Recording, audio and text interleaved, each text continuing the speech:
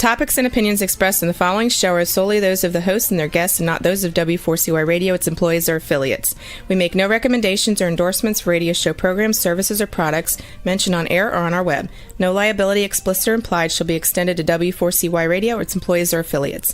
Any questions or comments should be directed to those show hosts. Thank you for choosing W4CY Radio.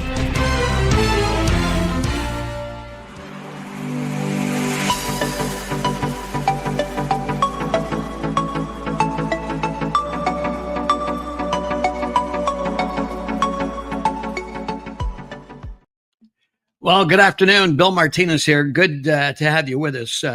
Appreciate you tuning in.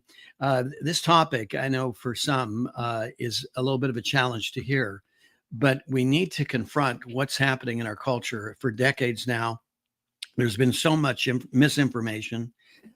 This issue of abortion, my body, my right, has just been so entangled with emotions, and understandably, I mean, this is a personal issue, but what's happening is the emotions are really blocking out the things that that we should consider, in such a way that it's almost like we've kind of disrespected the whole idea of birth and how we are, in a sense, partnering with God, who is he is the creator. He is the one that's made all this possible.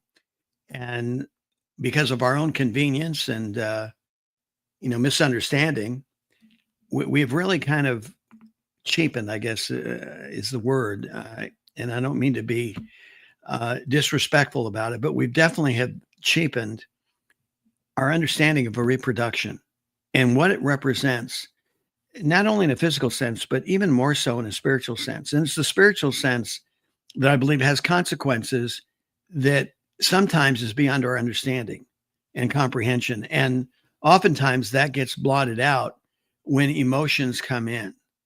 And Rebecca Terrell is going to be joining us in just a moment. She's with the New American Magazine. She's also a former nurse. And this has been a topic that she and I have discussed many times over the years. Because we have seen the devastation that it's had, all born, from lies and misrepresentation.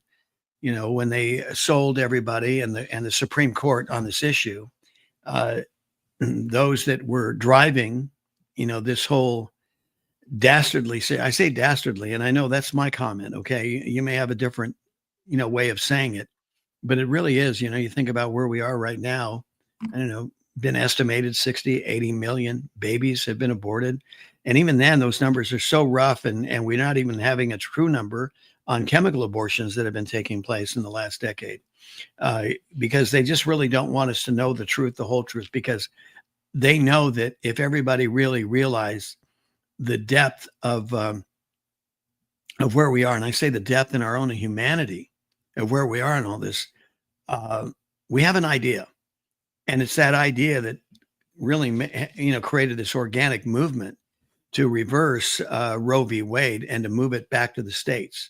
And when I say reverse, I mean move it back to the states, get it out of the realm of the federal, which at that point it was one size fits all. And of course, the abortionists were excited because when it was with the federal government, then the very thing they told us wouldn't happen did, and that is that we would start having taxpayer-funded abortion.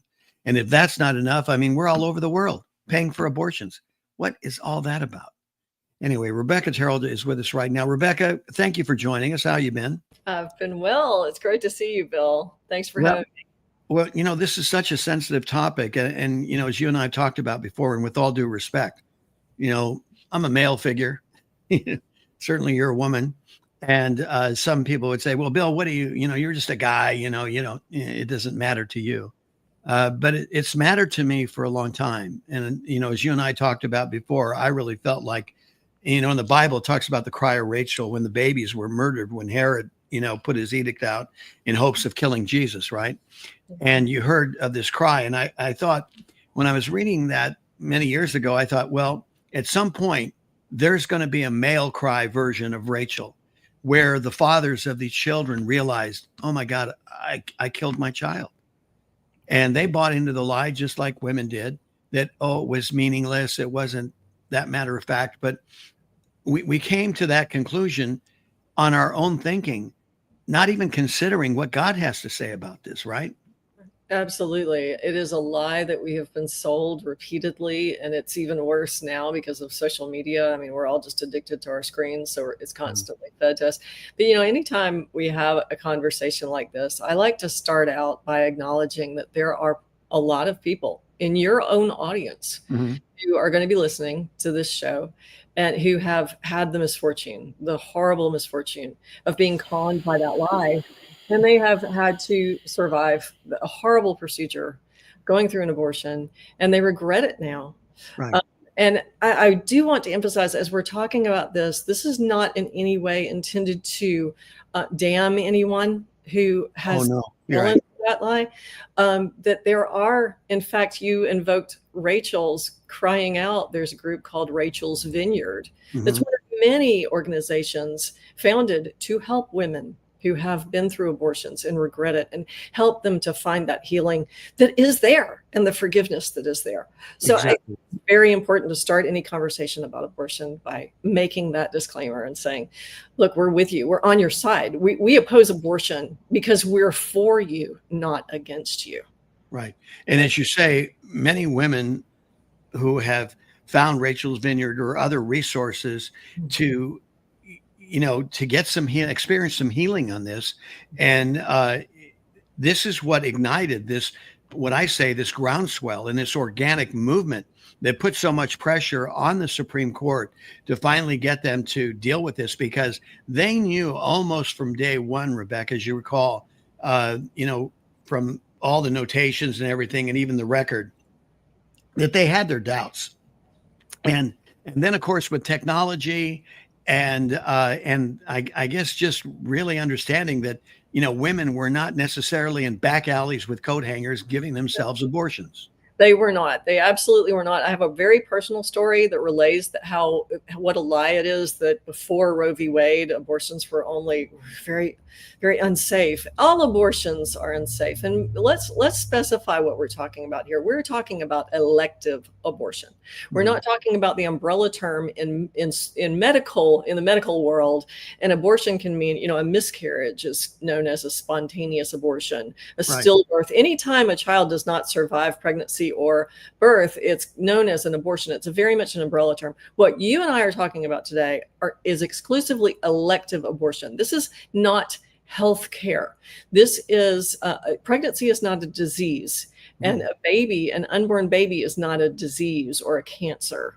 Okay, so we are exclusively talking about elective abortion. And if we have time, we're going to get back to this very important point, because they use this to twist things when they say, we have pro-life bills or anti-abortion bills in Congress that except for the life of the mother, abortion's banned except for the life of the mother. Well, there is no OB-GYN, no matter how pro-life they are, that would endanger a mother's life. And besides that, also, you do not run off to an abortion mill when you're having a complication of pregnancy. That is a healthcare matter. So when you're going to a Planned Parenthood, I call them abortion mills because that's what they are.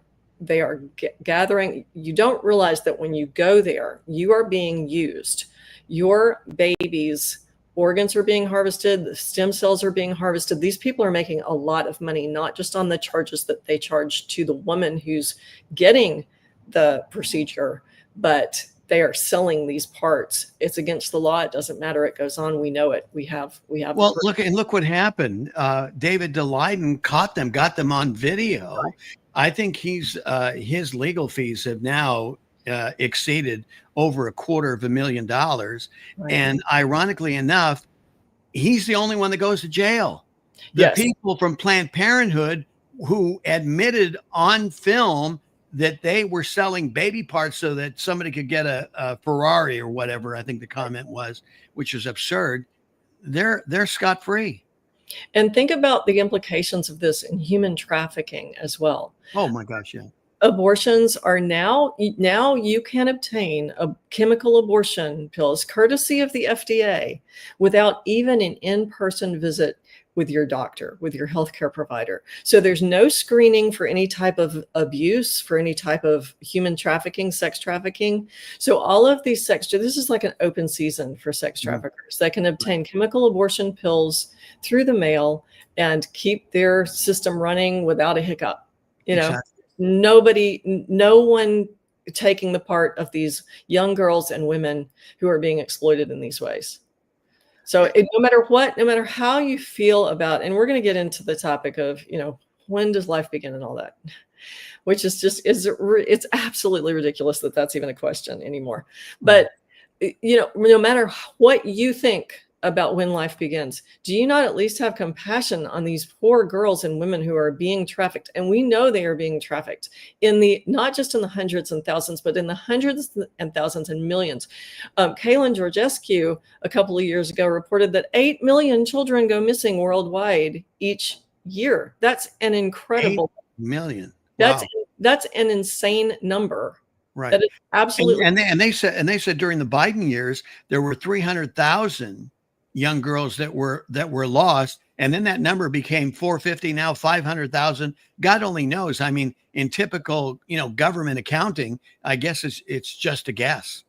Right, exactly. I mean, who can tell what the numbers are exactly? And I actually even question the numbers that they say that we have the world population is, because they're always talking about overpopulation.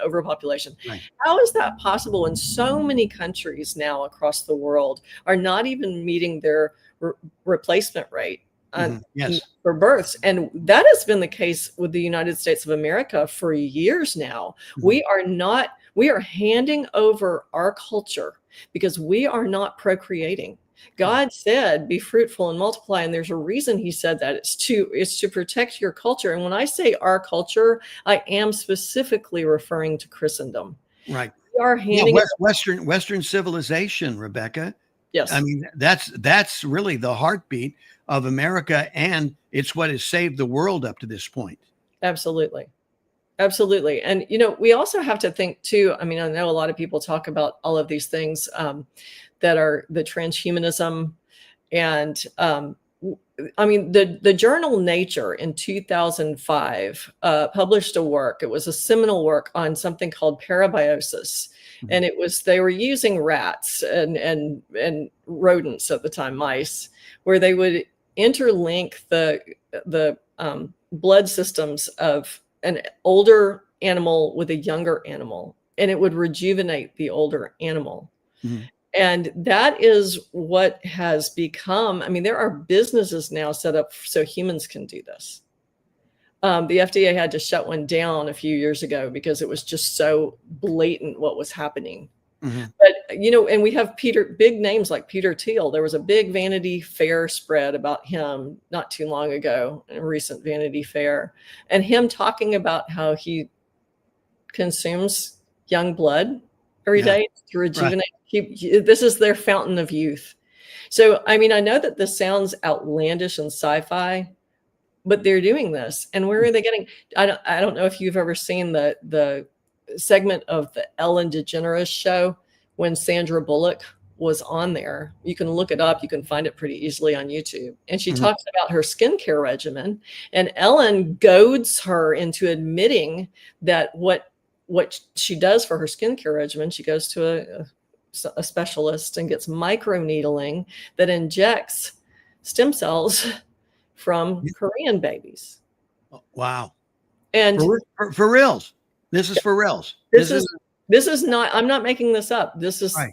Go look for it yourself. I mean, people love to call us conspiracy theorists. Right. When it comes out of their own mouths, I'm just quoting them. I'm saying what they've said. Right. Well, and we know Charlie Sheen was, infamously talking about, tiger blood or whatever it was that he was drinking, God only knows what, with all kinds of other hallucinogens. But, that was, and of course, I think, didn't they do a movie or something? There was some documentary on him that, again, was reinforcing that. So, this is all the elites, especially in Hollywood, in search of the fountain of youth, right? Right. Absolutely. Absolutely. But I think, too, what we need to do to end abortion, because, okay, so they ended in June of 2024. Roe v. Wade was canceled, right? And Right. so everything goes back to the states. So this huge victory. Guess what? The abortion rates in this country have not, maybe on a micro scale in your own town, if you live in Texas or another one of those states that has strict abortion laws, maybe the rates have gone down there. But nationwide, the abortion rates have not decreased. In fact, in some areas they've increased because people are cross state lines. And as recently as the 1960s, every single state had laws outlawing abortion. They were very, very strict, every state. So what happened in that very short amount of time since the 1960s to turn this country from... You're talking 10 years. Within 10 years, that all this stuff got turned on its head, right? Right, exactly, because Roe v. Wade came by the way, if you look into the history, and there's an excellent book by Linda Royale called Sacrifice, the Abortion Conspiracy. And she goes through and details how they got Roe v. Wade passed, and it was very underhanded. They didn't allow a lot of, devil's advocate for pro-life. It was strictly, it was kind of a done deal from the beginning, and they pushed it through. And actually, it was Ruth Bader Ginsburg. She was on the court at the time. She sat on the court, and she said during an interview, I think it was in the 1980s, about Roe v. Wade, well, we passed that because we didn't want to have populations of too many people we don't want that many of. She was something poor. It was poor grammar like that that she used. I was trying to think. She was channeling her Margaret Sanger, I think, is what she was doing. Right, exactly. And we have to remember too, Margaret Sanger. That was a big project of the Rockefeller Foundation. So huge Rockefeller money behind her, and the whole feminist movement. This was not a groundswell. The feminist movement was the opposite of a bottom-up movement. All of these big bankers, all of these big American industrialists who were behind things like the founding of the Federal Reserve and the passage of the 16th Amendment income tax and all of this stuff, they put their wives out there as the leaders of the feminist movement. So they were funding the feminist movement too, telling women that, oh, you're so put upon, you're so exploited by those evil husbands of yours, and nobody wants to be barefoot and pregnant, knowing well that the hand that rocks the cradle rules the world. There's a reason that's a little saying that we have. And they knew that. They wanted the moms to take their hands off that cradle so they could put it on. And now that they have it on, once a child survives the abortion culture that we have now, look what they're thrust into. For instance, in the school system, we no longer have sex education. We have comprehensive sexuality education. Exactly. Right. And this is something that comes directly from the United Nations. It's dictated by the United Nations. It is based on a known pedophile's queer theory from the 1970s. And it teaches children as young as 3 and 4 years old the process of self-stimulation. It uses very graphic materials from kindergarten on up. And I mean, things that you and I actually can't talk about on this show. Right. Well, the thing is, it's amazing too, Rebecca, is that they will get these books and they come to the school board meetings and say, let me read them to you. They don't even though they authorize it to be in libraries and to be taught in school, they don't want to hear it themselves. Right. They won't allow, they'll cut the microphones off because, oh, they're clutching their pearls. Oh, I can't hear that. That's pornography. Well, the kids are getting it in class. And think about these children. Number one, when a child is that young, the innocence you're stripping away. Oh my gosh. What did Jesus say about people who scandalize these little ones? It would be better than a millstone be tied around his neck and he be thrown into the sea, right? So that right there should be condemnation enough. But then you have the situation where now they have convinced children, are you a boy or are you a girl or are you something else? And this is that transformation that is kind of the threshold into transhumanism. That's what transgenderism is. Right. And they're bragging about this kind of stuff, and it's still in the realm of fiction, but it's in the programming that kids are watching, and parents aren't. They're not in tune to it. They're busy. I'm not blaming. I'm not saying, oh, bad parents. They're busy. They're trying to keep hearth and home together. They're both working because our economy is very anti-family. Our economy Right. is set up to be anti-family for this purpose, to pervert this generation. Mhm. Who was it? Was it Lennon who said, "Give me one generation of children"? Yes, that's right. Yeah, Right? yeah. And now we have two. I mean, I know I'm Gen X, and Okay. we were the first latchkey kids, right? Right. And there was not a lot of supervision back in the day when you had chaperones, and you didn't have dating, you had courting, you had courtship, and the Right. parents were involved, and the father especially was, he's like, no, you can't see this one. I'm not going to, I'm not going to allow that.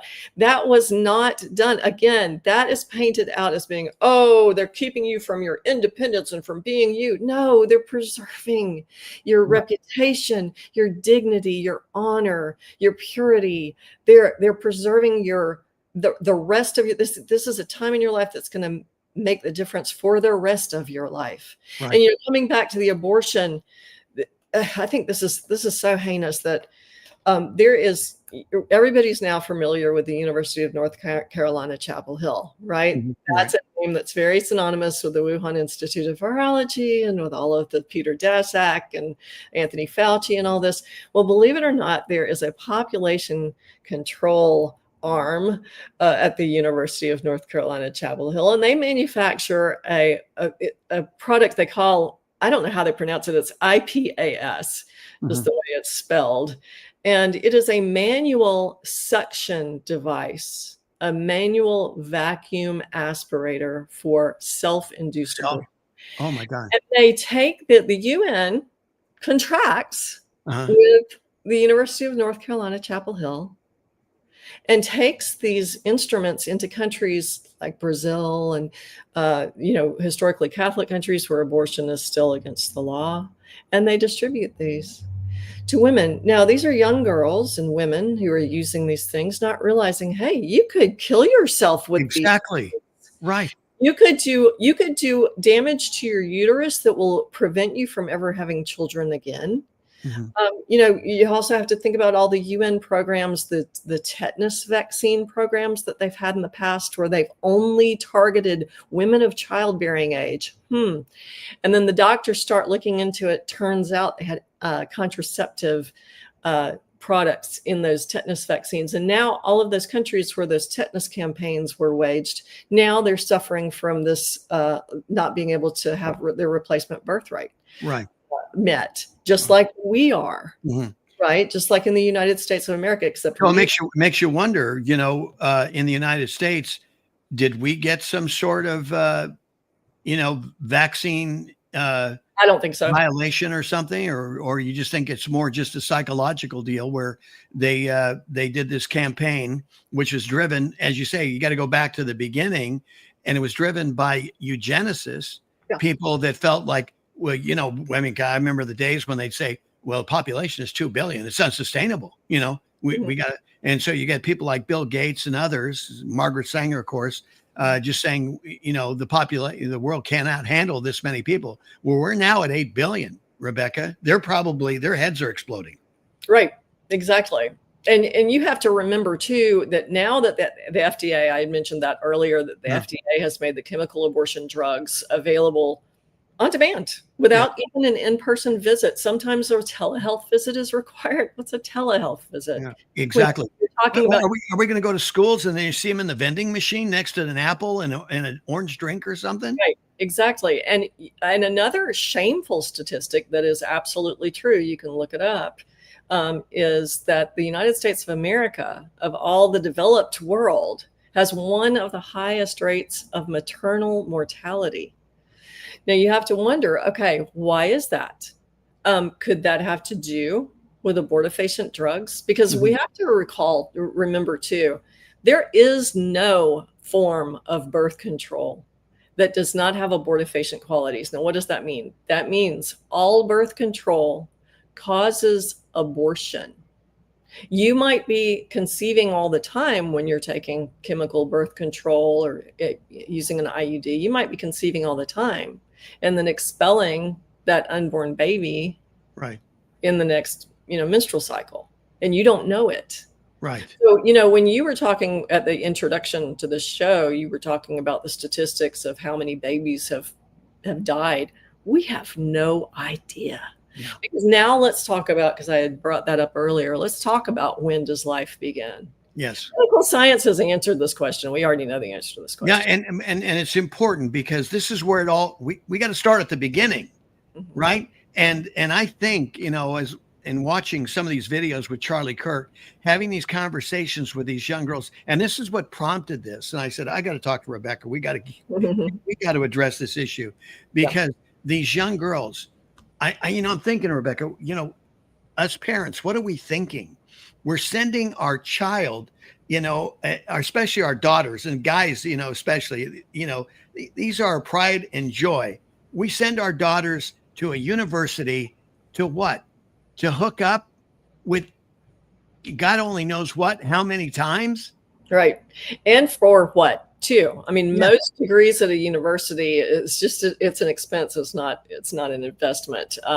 There is absolutely there's no logical reason for sending your child into the mouth of the lion. Right. I'm sorry. When these kids who have been coddled and treated like children well into their what should be considered young adult, their late teen years, and suddenly they're let loose on a college campus with all sorts of freedom, what do you think is going to happen? Because on top of it, going back to what you said earlier, these kids have been preconditioned, at an early age, they've been sexually stimulated. Yes. And so now you go, okay, the keys are out, the lock's off the door, right? Have at it. And don't worry, mom and dad will pay the $100,000 a year for you in order to go out for this sexual experience, right? Right. Exactly. Yeah. It's kind of like youth is wasted on the young, that old saying. Yeah, right. But, it's easy to talk about things 2020, but that's why we need the wisdom of the older generations telling the younger, no, I'm going to be the bad guy here. I'm going to put a curfew on you. I'm not going to let you live in the dorm. You're going to stay under the watchful eye of the parents who actually do care about you, Right. And not to let these kids go off to these institutions that, I mean, honestly, if you're going to get a degree in engineering, if you're going to get a degree in, say, accounting to get a CPA or go into medicine or something like that, yes, you do need higher education. Most of these other things really aren't they just a waste of time? You're going to be flipping burgers at McDonald's. Right. It's that kind of thing. And I'm not downplaying. I'm not trying to say don't get an education, but be very, very wary. I mean, let the buyer beware. The colleges out there stand to make a lot of money off of you. That's their inducement. Yeah. And at your daughter's expense. At your daughter's expense. Right. It's just heartbreaking, and so what is more important, her soul? Yeah. Her soul, or how she feels right now? Right. Exactly. Or an 18-year-old, trust an 18-year-old to figure out her own life. Just throw her out there. No, that's cruelty. That's absolute. Why don't we give driver's license to 10-year-olds? There you go. Exactly. Right? What's the we difference? give them smartphones. Most 10-year-olds these days have smartphones in full access. Right. And even if they don't have full access, they can get it. Right. Don't be naive. You got to get rid of those screens. It's just a constant flow of sewage into your home when you have screens in your. I mean, if you have the internet in your house. I quoted an FBI agent who's involved in this, in the child trafficking and all of that. She said, if you have the internet in your home, you have porn in your home. Right. 100%. And there's nothing, the only thing you can do is unplug. Right. Absolutely. Exactly. Right. But, but again, going back to that, okay, so I want to be very specific about, this question of when does life begin? And the reason it's so important to bring this up is because organizations like the WHO, the World Health Organization, and all of these others in our own. Well, you mean the brain trust that kept us so protected during COVID? We need to really, okay, the same guy. The ones we should trust, Right, yeah, exactly. Well-being. They still define pregnancy as beginning. They don't say life. They say pregnancy begins at implantation of the baby in the womb. Okay. Big problem with that, because we know science has known this for decades. We know that when the sperm and the egg unite inside of a woman's body, at that moment, there are certain changes that the mother's immune system immediately undergoes. And if those changes do not take place, the immune system of that mother's body identifies that new life as a foreign object. Yeah, exactly. Gets rid of it. Okay. Yes. So her own body is belying all of these other people who say, oh, life doesn't begin until birth, or life doesn't begin until the third trimester, or this or that. And then too, I think really to drive it home, we really need to talk more about what elective abortion actually is. And by that, I mean what you actually go through when you go into that abortion mill, and what is actually going to happen. If it's early enough, they're going to insert a knife into your womb and cut your baby to pieces, suck it out with a vacuum, and then reassemble the body to make sure they got everything out. Because if they left anything, then it could cause an infection. Right. Exactly. Now, this is very interesting too. There are a number of so much for safe and rare, right? Exactly. There's nothing safe. There's absolutely nothing safe. Now, this is interesting too. There are a number of people who are now walking the earth now who were babies who survived an abortion procedure. And a lot of them, it's a case where the abortionist missed that there were twins. Got one baby and missed the other one. So the woman remained pregnant. So, you have the chance of having a baby who's been, hurt in the womb, in that respect. Abortion always results in the death of a baby. Right. Always, right. In other abortion and later term abortions, they will, if the baby's still small enough, they'll go in there with forceps or an instrument like that, crush the skull, and then pull the pieces out, or they'll stick a suction device at the back of the neck and suck the brain out and crush the skull and pull everything out, whatever makes it easier for the abortionist. Right. In a later term, in the later trimester, like a third trimester abortions, they'll use chemicals. They'll inject salt solution into the amniotic fluid, and the baby, over the course of about an hour or two, has violent convulsions and burns to death inside and out, because they're taking in that salt, and so that he's burning on the inside and on the outside. So and he's writhing in pain. And what does that do in the woman's womb, Rebecca? I mean, here the child inside is getting cooked, by this. It has to. I would think it'd have some effect inside of the woman, would it not? It can cause violent convulsions, and that's what happens. And sometimes they'll administer mifepristol, which causes contractions and causes the woman to deliver the dead baby. And sometimes the baby's still living though, and they'll set them to the side and let them die. That's what happened with the Gosnell case, right? Yes. There were many babies that were born alive, and they just set them there on a cold tray and let them die. And of course, you had the one governor of Virginia said, "Oh, we'll just offer them comfort care."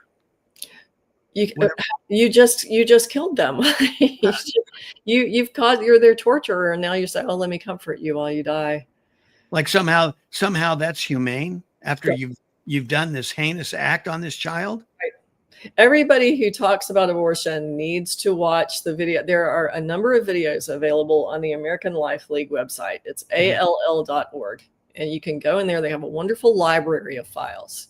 But if you go into the library of files that they have about both surgical and chemical abortions, they have just, they have videos that are, of course, animation. It's Right. but that show you all of these procedures, and many that, there are only about it's only about 20% or less of OB-GYNs who will um, uh, perform Doing the work. Yeah, right. yeah, Exactly. perform Right. abortions, because after a while, and they've said this, abortionists who've turned their backs on the industry have said, I couldn't keep counting the baby parts Yeah. and keep saying this was just a clump of cells. Exactly. Exactly. Well, Abby Johnson, the famed Planned Parenthood director, which there was a movie, Unplanned, that she was part of. I mean, that's what turned her life around. I mean, for 5 years, she worked as an administrator for Planned Parenthood, thought everything was hunky dory until one day she ended up in one of the rooms,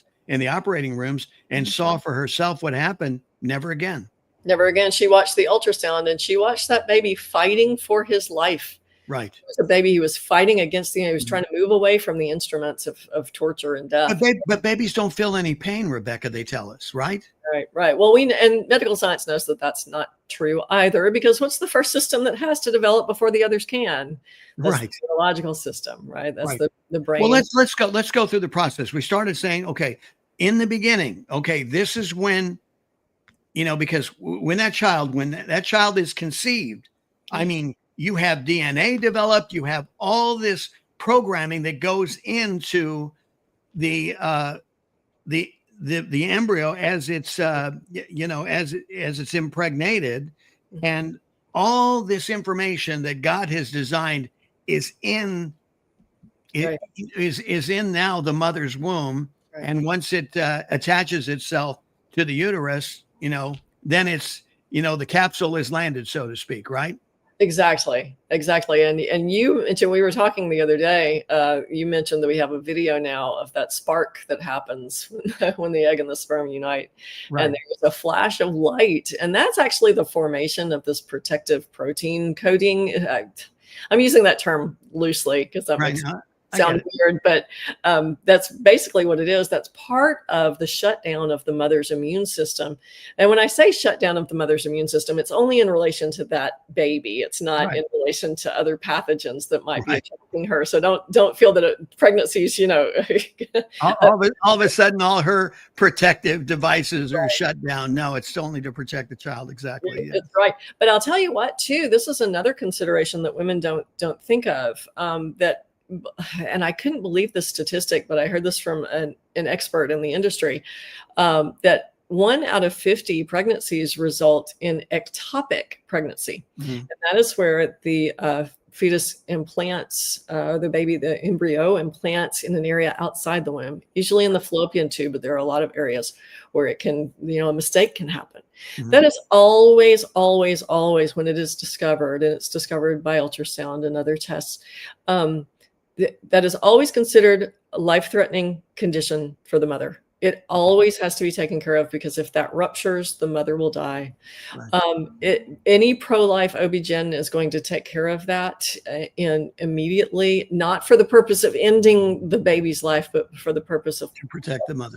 The mother. Now, that's where it goes back to what I was saying before, where all of these pro-life laws, we need to stop using the narrative of the left. Oh, this is a pro-life law that's against abortion in all cases except for the life and health of the mother.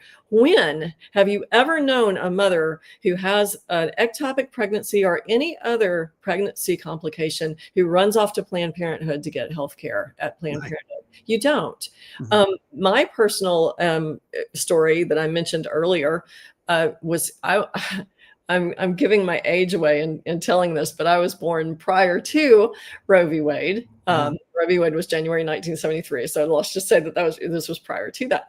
And the doctor, I was baby number 2 for my mother, and she had what is called the RH factor, which meant that I was supposed to die. Basically, that's the long story short. She already had a child, and our blood types were conflicting with one another, and I was supposed to die because of that. Her doctor warned her of that early in her pregnancy with me, and he said to her, "You're going to lose the baby anyway, so I can abort the baby now and save you that heartache and headache. When would you like to schedule it?" He was going to schedule it right then and there, in the hospital, and Right. he was doing it. There were laws on the books back then. Mhm. No, abortion is wrong. He was still doing it in the safety of the hospital, right? Wow. So all this stuff about all those unsafe abortions that happened prior to Roe v. Wade, it's Yeah. just, it's a bunch of hooey. It's part of the lie. It's part of Right. that narrative that they have out there. It's kind of funny. They'll give you a number with that, in a sense. They make up a number, but yet they can't give you the number post Right. where we are today, right? With all the technology and everything. I mean, obviously, they're hiding this for, their own, personal gain, because we're talking billions of dollars this abortion industry has become, right? Well, and And another thing that people fail to talk about is the wonderful option of adoption. exactly. Because girls who do find themselves in these situations, and I understand it. You feel like your back's against the wall, and oh my goodness, I'm going to get in so much trouble, and this is going to ruin my life, and it won't ruin your life. Mhm. But it's a challenge, and say you don't want to meet that challenge. Put yourself out for 9 months for this new little life that you helped create, and let it blossom and grow under the care of parents who are waiting out there who can't have a Mhm. baby on their own for one reason or another and desperately want one. There are many. Like something like what 300,000, I think, has been estimated. Right. 300,000 parents waiting and eager, to adopt.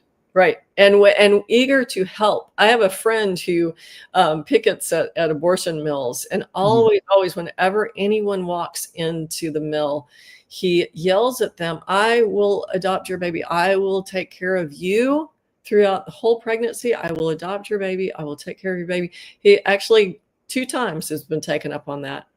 Mhm. Gotten- Well, gotten- well, and there's lots of facilities like that, pro-life facilities that will be there with the mother, give her counseling, deliver the baby, make sure they have diapers and expenses that are covered.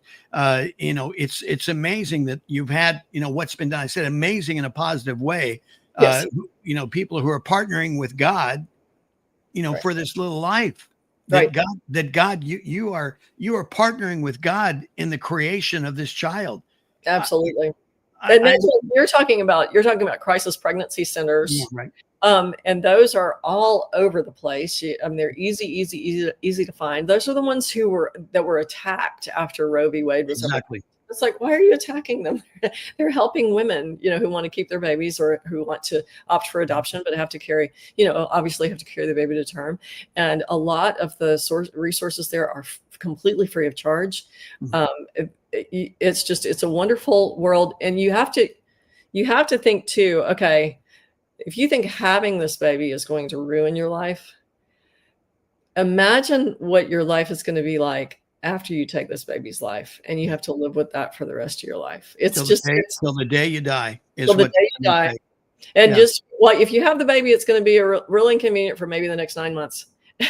Then, and there are even options, they have an option called open adoption, where the adoptive parents are still in communication with the birth mother, and she gets to have updates about her child as he or she grows up. So, there are options out there. I think girls who run off and have this knee-jerk reaction and run to Planned Parenthood as if that's the only place that understands them, the only place that's concerned about them, I can assure you they're more concerned about the money they can make. Yeah, because abortionists wouldn't be doing this without the money. Oh, without a doubt. That's the fastest way to shut down, Planned Parenthood, is take the money away, right? And the thing is Planned Parenthood is not going to tell you what happens post-abortion. They take your money, you go, they're not going to deal with your depression. How oh my God, what have I done? And this is what you hear often, Rebecca, is these young girls, no matter what they are, no matter how far away from anything spiritual they may be, it speaks to them spiritually, that they know in their conscience what they've done, what they've participated in it's not right. Bill, I want to address one other thing that's very important, because you will see these stories that get pushed out there, especially on social media, of, oh, this woman was denied access. She had to carry around her dead baby inside her because her doctor wouldn't perform the DNC after her miscarriage.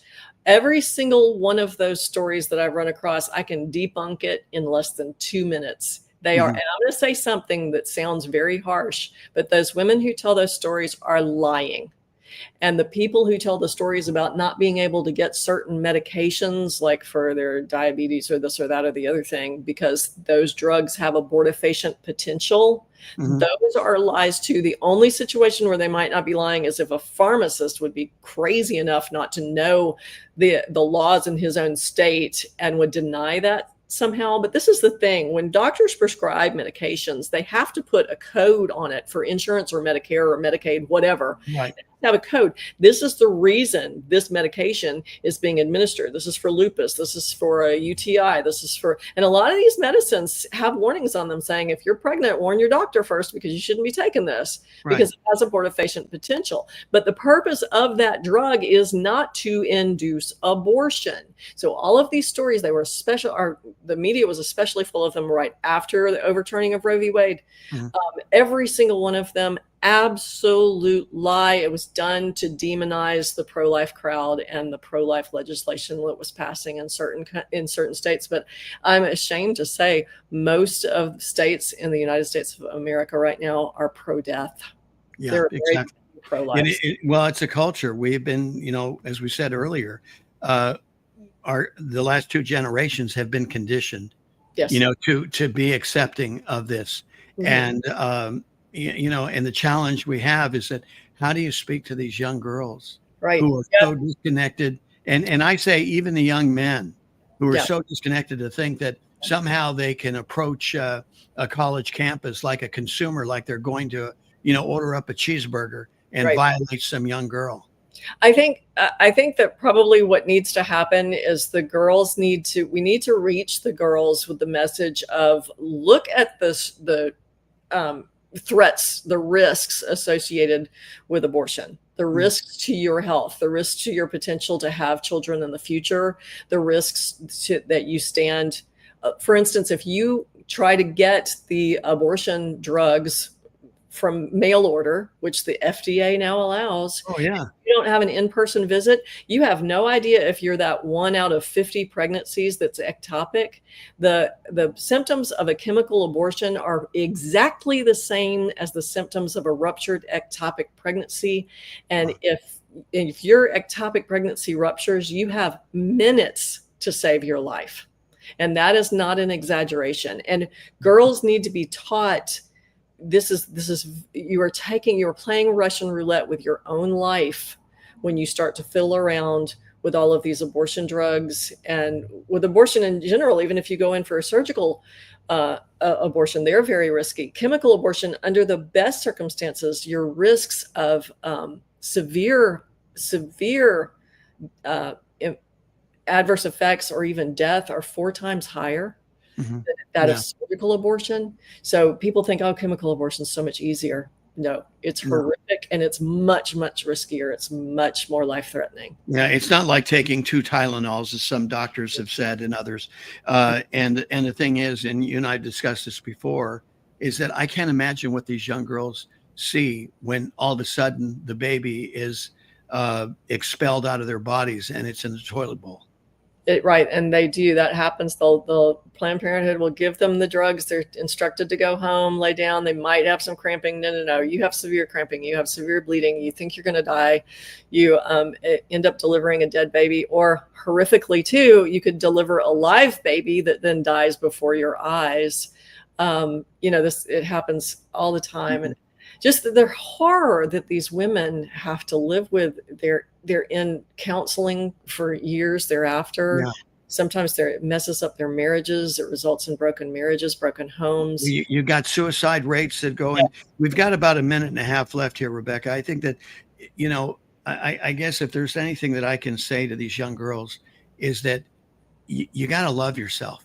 Yeah. You got to treasure yourself. Mm-hmm. Hopefully you find somebody who treasures you like your dad does, that will love and protect you, and that will honor you, and that your body is a gift of God, and it's absolutely precious.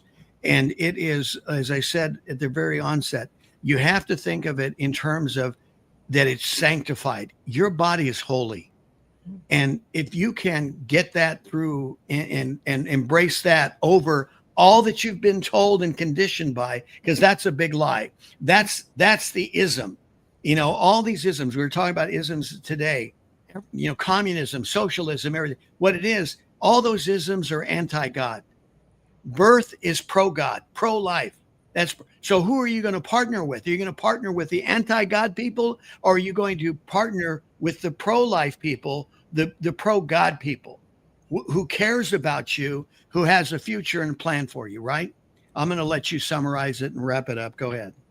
Absolutely. Well, I do want to reach out to anybody who might be facing an unplanned pregnancy and go, it seems desperate right now. Your life is not over. You have begun a new life, and there are so many resources out there. So many people who do want to help you, even if you feel like you can't turn to your family.